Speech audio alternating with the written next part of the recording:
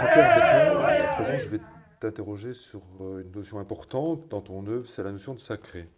Et je vais commencer par un texte de toi, Oui, toujours pris dans tes bien influences. sûr, oui, oui. Je vais lire le texte. Il y a une citation qui pourrait répondre à cette interrogation. C'est une question posée par une journaliste américaine à une femme maya qui brodait une tunique. Le tissage de votre dessin est tellement intriqué, enchevêtré et complexe que personne ne pourra jamais ni le voir, ni le déchiffrer, ni le comprendre.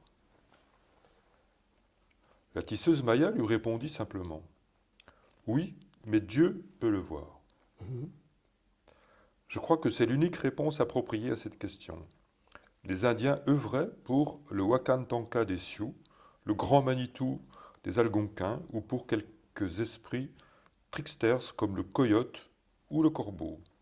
Leur art, entre guillemets, créait et tissait non seulement des liens entre les êtres humains, mais ouvrait également le portail vers les inframondes au travers de liens cosmiques jusqu'à l'âme force de l'univers. Et nous n'appartiendrons, ni ne comprendrons, ni ne participerons malheureusement plus jamais aux rituels utilisant ces langages ésotériques hautement sacrés. Ce n'est pas simplement la disparition de ces rituels parfois superstitieux, parfois grotesques, parfois trop théâtraux, qui est dommageable, mais, de façon induite, la disparition des liens créés entre les individus lors de la pratique de ces rituels. Le faire ensemble, l'abandon de l'ego pour se mettre au service de la communauté, le partage d'une émotion commune, l'échange et la transmission des savoirs et des connaissances aux jeunes générations, le sentiment d'appartenance et de créer quelque chose d'utile. Ultimement, la disparition des pratiques rituelles provoqua malheureusement, presque systématiquement et fondamentalement la disparition et l'annihilation de ce que l'Occident appelle tout simplement la culture. Oui, moi C'est un texte très, très fort, hein, enfin, que je trouve très fort, parce qu'il nous ramène au sacré. Donc, tu dis aussi dans certaines de tes notes, le seul moyen d'appréhender le sacré est à l'intérieur de nous-mêmes et dans la contemplation. Est-ce que tu peux préciser cette notion et penses-tu que le sacré disparaît dans notre société? La question, c'est la réponse. Tu l'as donnée avant. Je crois que tu penses que le sacré disparaît dans notre société. oui, non seulement le sacré, mais la culture. Ouais. Parallèlement à cela, la culture disparaît complètement, oui, oui. Et c'est un constat, c'est un échec absolu.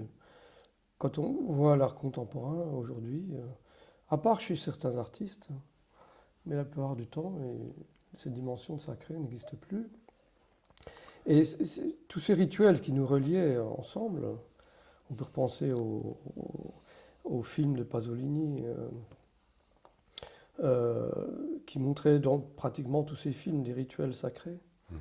hein, que ce soit les Mille et une nuits ou les Canterbury Tales, enfin, So What, oui, ou même Saint François d'Assise. Euh, cette disparition, cette mise ensemble de la pensée commune, c'est-à-dire que nous sommes passés d'un inconscient collectif à un inconscient individuel.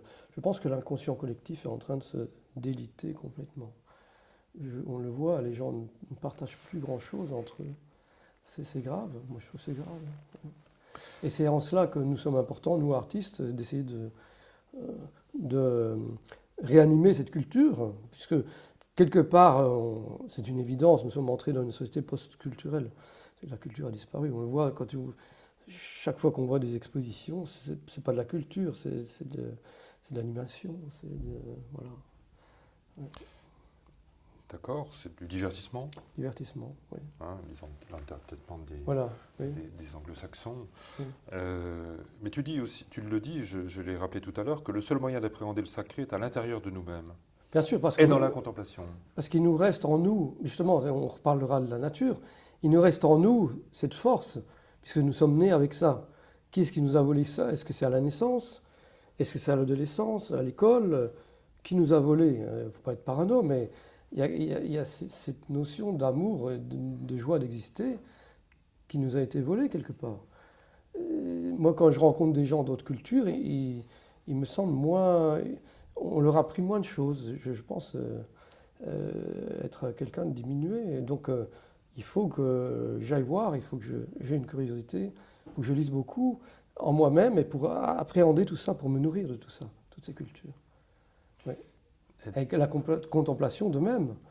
Si tu es devant un site important, tu te régénères, tu respires l'air, tu touches les arbres et tu te réappropries le monde. D'accord. Donc tu considères que le sacré, c'est un besoin universel. Ben, c'est une grande question, je n'ai pas la réponse. Peut-être qu'il y a des gens Oui, qui pensent que le sacré n'existe pas. Oui.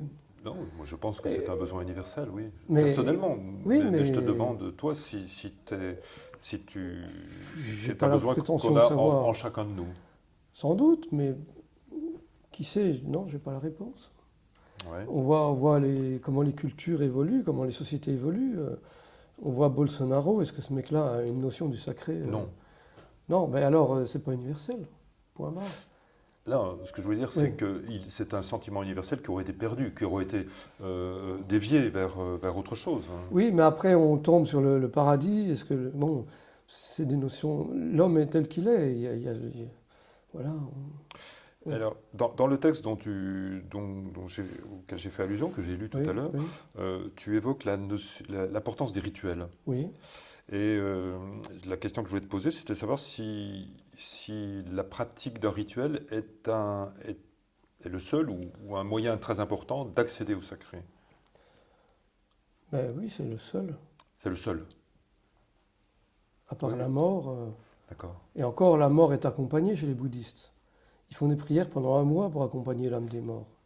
Donc sans rituel, que devient l'âme? C'est une question un peu débile pour un occidental, Non. mais c'est une question. Chez les bouddhistes, quand les gens meurent, ils les découpent, ils donnent le corps aux vautours pour que ça se régénère dans la nature. Il y a tous des cycles, toutes des prières pour accompagner l'âme du mort. Et apparemment, l'âme prendrait un mois pour quitter la terre et aller ailleurs. Nous, ces rituels ont complètement disparu. On va encore dans les églises pour enterrer quelqu'un, mais je me sens bien démuni, moi. Tu comprends? Et d'avoir vécu quelques rituels chamaniques où il faut brûler de la sauge pour purifier l'âme et tout, sont des choses importantes. Et quand ça disparaît, que faire? Donc, nous sommes des objets, ni plus ni moins. Donc, on meurt, bon, c'est un objet, on découpe, on le fout à la poubelle.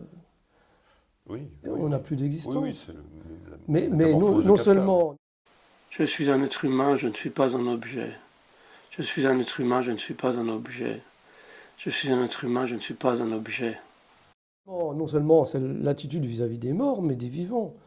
On voit comment les sociétés contemporaines traitent les gens, mais c'est terrible.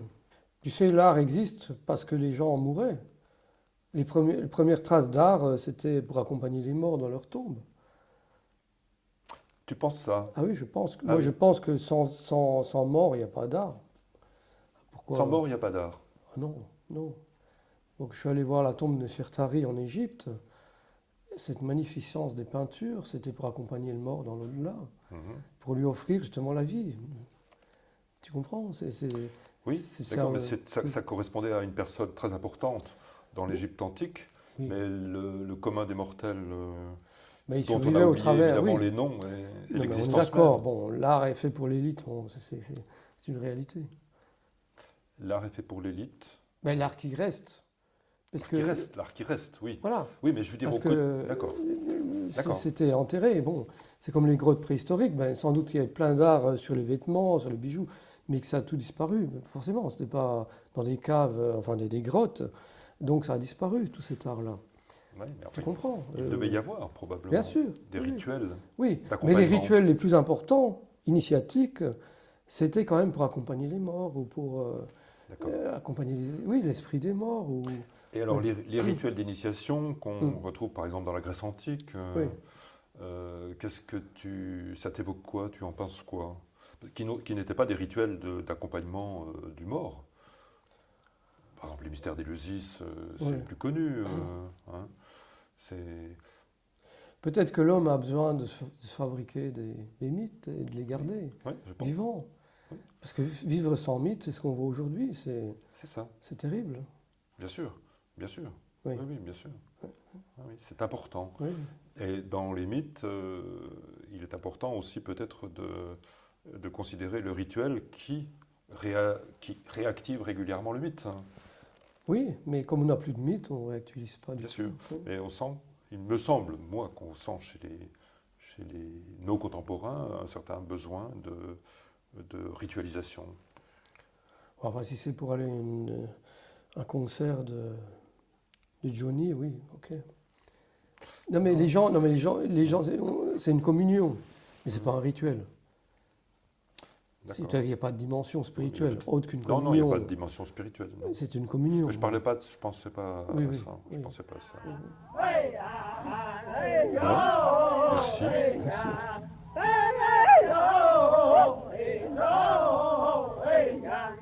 Hey,